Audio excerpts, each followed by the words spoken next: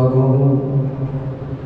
خالق کائنات جل جلالہ جو کچھ بیان کروں قرآن و سنت کی روشنی میں بیان کرنے کی توفیق عطا فرمائے، تمامی احباب کو سن کر اس پہ عمل کی توفیق عطا فرمائے۔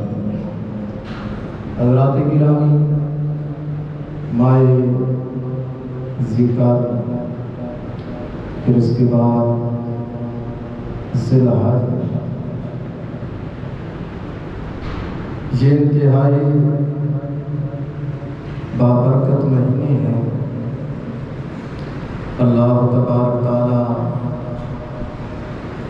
کا عظیم عطا کیا ہوا جو فرض ہے حج، حجاج کرام اس ماہ مقدس میں وہ رکن ادا کرتے ہیں۔ اسلام کے ارکان 5 ارکان ہیں: کلمہ، نماز، روزہ، زکوٰۃ، حج۔ تو ان دنوں کے اندر حجاج کرام کا بڑا ایک ہجوم بیت اللہ شریف کی زیارت اور روضہ رسول کی زیارت کے لیے مسلسل رواں دواں ہے۔ تو یہ ایک عظیم فرض ہے۔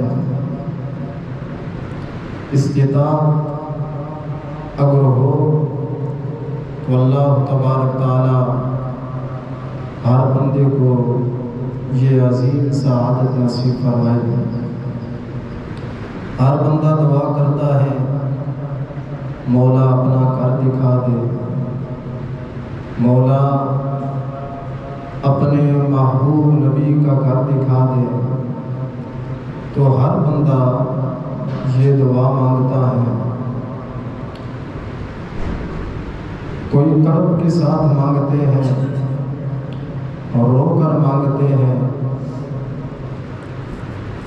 دل کے ساتھ مانگتے ہیں۔ رب تعالیٰ ان کی دعاؤں کو قبول فرما لیتا ہے۔ حضرات محترم، قرآن کی آیت کا کچھ حصہ تلاوت کرنے کا شرف حاصل کیا ہے۔ اس کے اندر اللہ تبارک تعالیٰ نے اسی عظیم فرض کا ذکر فرمایا ہے۔ جو بندہ زادرہ اور توشہ رکھتا ہو اس کے لیے اس گھر کا حج فرض ہے۔ جب بیت اللہ شریف تیار ہو گیا تو حضرت ابراہیم علیہ السلام کو اللہ تبارک تعالیٰ نے فرمایا لوگوں میں اعلان کر دے کہ اللہ کے گھر کی طرف حج کو آئے۔ حضرت جناب سیدنا ابراہیم علیہ نبینا علیہ السلام آپ نے عرض کی میرے مالک میں عرض کر دوں گا، آواز لگا دوں گا، لیکن ہر بندے تک میری آواز کس طرح پہنچے گی؟ اللہ تبارک تعالیٰ نے فرمایا پیارے خلیل، پہاڑی پہ چڑھ کر آواز لگانا تیرا کام ہے اور لوگوں تک پہنچا دینا میرے رب کا کام ہے۔ اب روایات کے اندر آتا ہے کہ جس بندے نے اس وقت لبیک اللہم لبیک کہا تو قیامت تک بابوں کی پشتوں کے اندر، ماؤں کے رحموں کے اندر جس بندے نے بھی حضرت ابراہیم علیہ السلام کی آواز پر لبیک کہا، روایات کے اندر آتا ہے، علماء فرماتے ہیں، فقہاء فرماتے ہیں، ہر اس بندے کو اللہ تبارک تعالی حج نصیب فرمائے گا۔ تو حج ایک عظیم فرض ہے۔ وَلِلَّهِ عَلَى النَّاسِ حِجُّ الْبَيْتِ مَنِ اسْتَطَاعَ إِلَيْهِ سَبِيلًا۔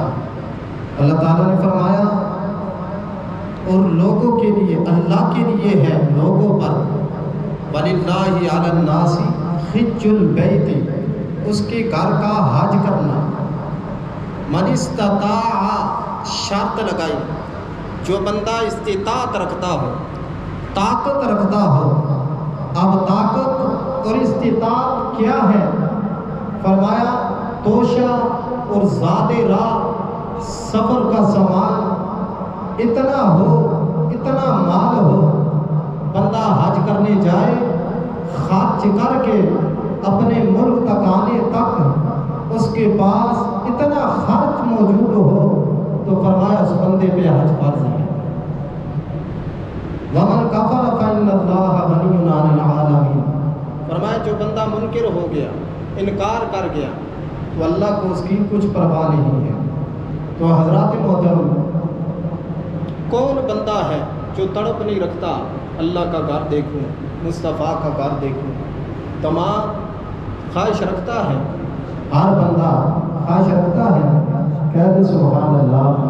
اللہ سب کو اپنے گھر کی زیارت نصیب فرمائے، روضہ رسول کی زیارت نصیب فرمائے۔ آؤ امام الانبیاء صلی اللہ علیہ وسلم کے غلاموں، ایک صحابی کریم آقا صلی اللہ علیہ وسلم میرے آقا کی بارگاہ میں حاضر ہوا، حاضر ہو کر عرض کرنے لگا، میرے کریم آقا علیہ السلام خطبہ ارشاد فرما رہے ہیں، منبر پہ جلوہ فروز ہے، وہ جنابی والا صحابی عرض کرتا ہے، یا رسول اللہ صلی اللہ علیہ وسلم، اے میرے پیارے نبی، کیا ہر سال حج فرض ہے؟ میرے کریم آقا علیہ السلام خاموش رہے، حتیٰ کہ دوسری مرتبہ کھڑا ہو گیا، کھڑا ہو کر عرض کرنے لگا، یا رسول اللہ صلی اللہ علیہ وسلم، کیا ہر سال حج فرض ہے؟ میرے آقا کریم صلی اللہ علیہ وسلم خاموش رہے، حتیٰ کہ تیسری مرتبہ وہ بندہ پھر کھڑا ہو گیا، یا رسول اللہ ہر سال حج فرض ہے؟ میرے آقا کریم صلی اللہ علیہ وسلم نے فرمایا، اے میرے غلام، اگر میں ہاں کہہ دیتا اللہ ہر سال حج فرض فرما دیتا، ہر سال حج فرض فرما دیتا۔ میرے آقا کریم صلی اللہ علیہ وسلم نے فرمایا، اے میرے غلاموں، تم سے پہلے جتنے بھی لوگ ہوئے ہیں جنہوں نے جناب والا انبیاء سے مختلف سوالات کیے، انبیاء کرام علیہ السلام کی مخالفت کی، اس وجہ سے وہ قومیں بھی ہلاک ہو گئی۔ میرے آقا نے فرمایا، جس کام کا میں تمہیں حکم دے دوں وہ کام کر لینا، جس سے میں منع کر دوں اس سے رک جانا، اس کام سے رک جانا۔ اللہ امام الانبیاء صلی اللہ علیہ وسلم کے غلاموں، حضرت جناب سیدنا عبداللہ بن عمر رضی اللہ تعالیٰ عنہ، میرے کریم نبی رؤوف الرحیم صلی اللہ علیہ وسلم سے روایات نقل فرماتے ہیں، آپ نے فرمایا، کریم آقا علیہ السلام کی بارگاہ میں سوال کیا گیا، یا رسول اللہ صلی اللہ علیہ وسلم، کیا چیز حج کو فرض کرتی ہے؟ میرے کریم آقا صلی اللہ علیہ وسلم نے فرمایا، حج کو فرض کرنے والی دو چیزیں ہیں، بندہ جناب والا مسافر، سفر کا خرچہ رکھنے والا ہو، توشہ رکھنے والا ہو۔ میرے نبی نے فرمایا، جو استطاعت رکھتا ہے اس بندے پہ حج فرض ہے، اگر استطاعت ہونے کے باوجود وہ بندہ حج نہیں کرے گا تب جا کے گناہگار ہوگا۔ فرمایا تب بندہ گناہگار ہوگا۔ اگر صاحب استطاعت ہے پھر حج نہیں کرتا تو کریم آقا صلی اللہ علیہ وسلم نے فرمایا اس وقت گناہگار ہے۔ حضرت علی المرتضیٰ رضی اللہ تعالیٰ عنہ فرماتے ہیں، آپ نے فرمایا، جو بندہ صاحب استطاعت ہونے کے باوجود اگر حج نہ کرے فرمایا وہ یہودی ہو کر مرے یا عیسائی ہو کر مرے، اللہ کو اس کی کوئی پرواہ نہیں ہے۔ حضرات محترم، ہر بندہ دل کے اندر خواہش رکھتا ہے اور چاہت رکھتا ہے کہ اللہ اپنے گھر کی زیارت نصیب فرمائے۔ صفا مروہ، طواف، پھر مقام ابراہیم، ان جگہوں کی زیارت کے لیے ہر بندہ تڑپتا ہے۔ مختلف اپنا اپنا انداز ہوتا ہے، جس عقیدت اور جس محبت کے ساتھ وہ حج کرے گا اللہ تعالیٰ یہ قبول فرمائے گا۔ حضور امام الانبیاء صلی اللہ علیہ وآلہ وسلم نے فرمایا، جب بندہ اپنے گھر سے چلتا ہے حج کے لیے، جو قدم بھی اٹھاتا ہے ہر قدم پہ اللہ گناہ معاف فرما دیتا ہے، ہر قدم پہ گناہ بھی معاف فرماتا ہے، اور ہر قدم جو اٹھنے والا قدم ہے تو حضور امام الانبیاء نے فرمایا اللہ اس کے درجات بلند فرما دیتا ہے۔ سمجھ آ رہی ہے میری بات؟ سب کو سمجھ آ رہی ہے؟ ایک عاشق حضرت امام جلال الدین سیوطی رحمۃ اللہ علیہ، وقت اتنا نہیں کہ میں بات کو پھیلاؤں، عاشق صادق تھا، جس کو تڑپ تھی میں اللہ کے گھر کی زیارت کروں، روضہ رسول کی زیارت کروں۔ حضرت امام جلال الدین سیوطی رحمۃ اللہ علیہ آپ فرماتے حج کا مہینہ تھا، قافلے جا رہے تھے، وہ غریب تھا، مال و دولت پاس نہیں تھا۔ امام جلال الدین سیوطی رحمۃ اللہ علیہ آپ فرماتے دل کے اندر تھا غریب، سرکار کی محبت سینے کے اندر موجود ہے، حضور کا پیار اس کے سینے میں موجود ہے، تڑپتا روتا تو پتہ چلا کہ جو تڑپ رکھتا ہے، جو حضور کے فراق میں روتا ہے، حضور کی محبت میں گڑگڑاتا ہے، پھر آقا بلا لیتے ہیں، پھر سرکار کرم فرما دیتے ہیں۔ جب سرکار فرما دے، سرکار کی نظر میں آ جائے بندہ، پھر اللہ تبارک تعالی مال نہیں دیکھتا، دولت نہیں دیکھتا، پھر اللہ عشق دیکھتا ہے، پیار دیکھتا ہے۔ پھر سرکار اگر بلائے بغیر پیسوں کے بھی اپنی زیارت کرا لیتے ہیں۔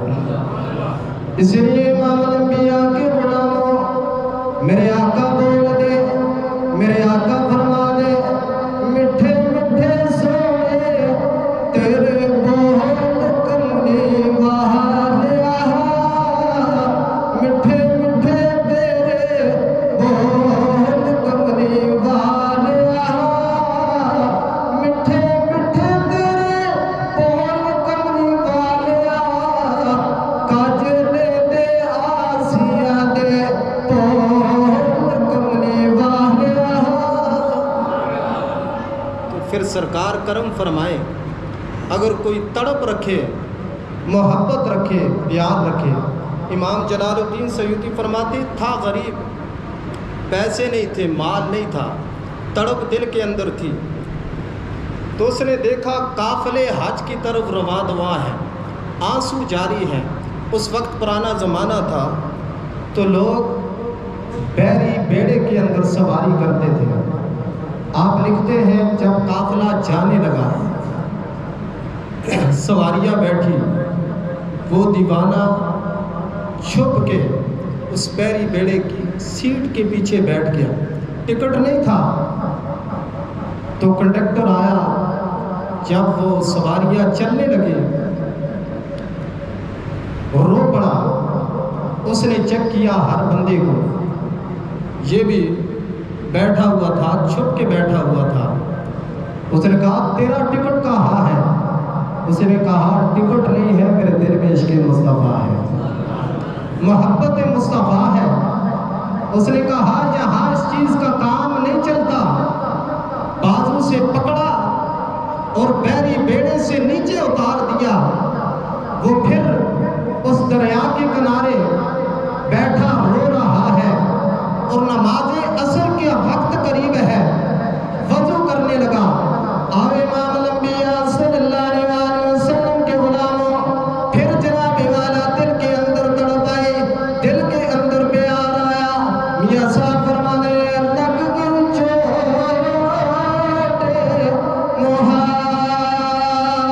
محبت والی، پھر عشق نشے وچ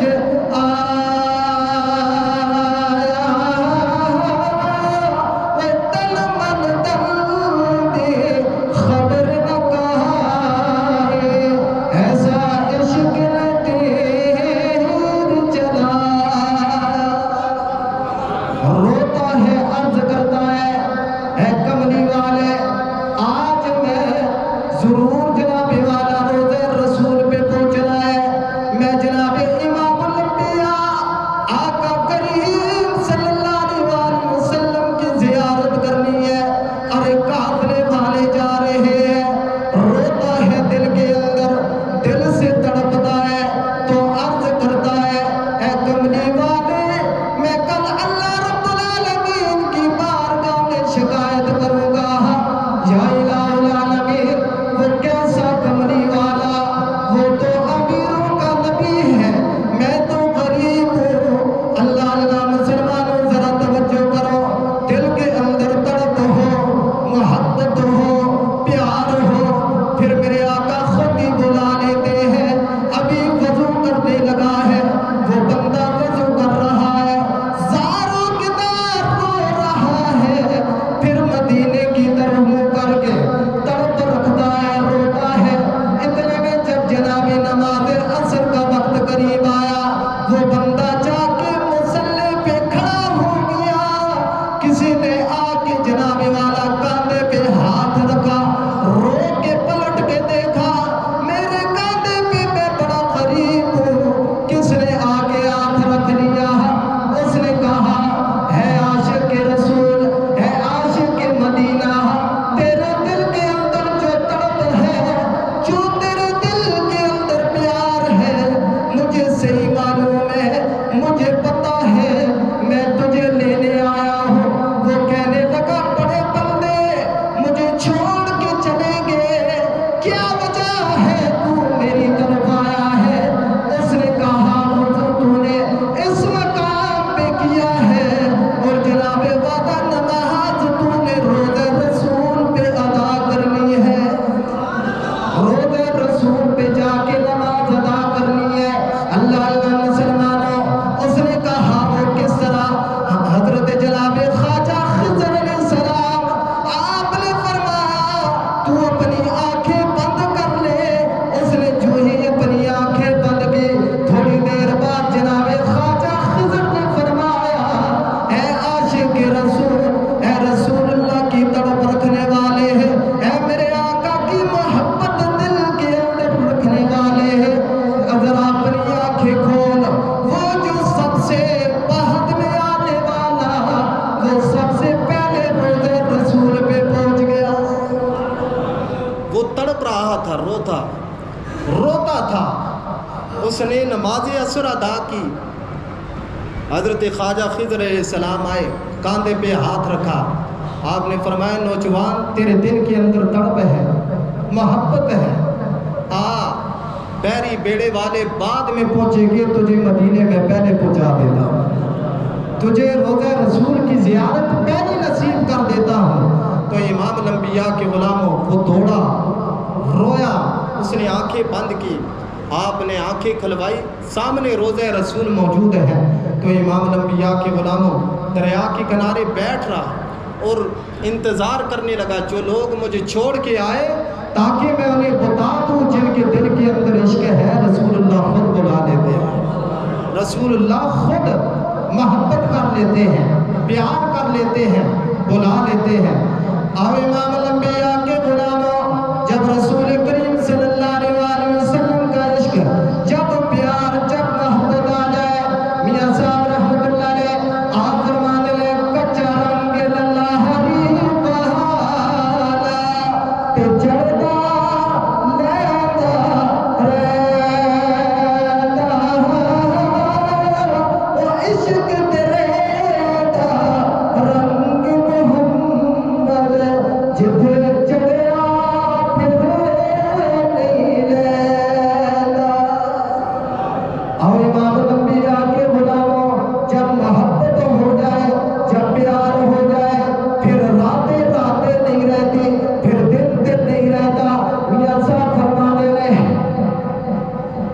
عشق میاں صاحب نے فرمایا سرکار کی شان اور عظمت کو بیان فرمایا، یعنی حضور سرکار دو عالم صلی اللہ علیہ وسلم کی محبت کو بیان فرمایا کہ سرکار کس طرح بندے پہ کرم فرما دیتے ہیں۔ تو امام الانبیاء صلی اللہ علیہ وسلم کے غلاموں جو دل کے اندر تڑپ رکھتے ہیں، اللہ تبارک تعالیٰ انہیں عازمین حج کی زیارت اور روضہ رسول کی زیارت نصیب فرما دیتا ہے۔ تو اللہ کی بارگاہ میں دعا ہے خالق کی کائنات جل جلالہ سمجھنے کی توفیق عطا فرمائے۔ وآخر دعوانا ان الحمد للہ رب العالمین۔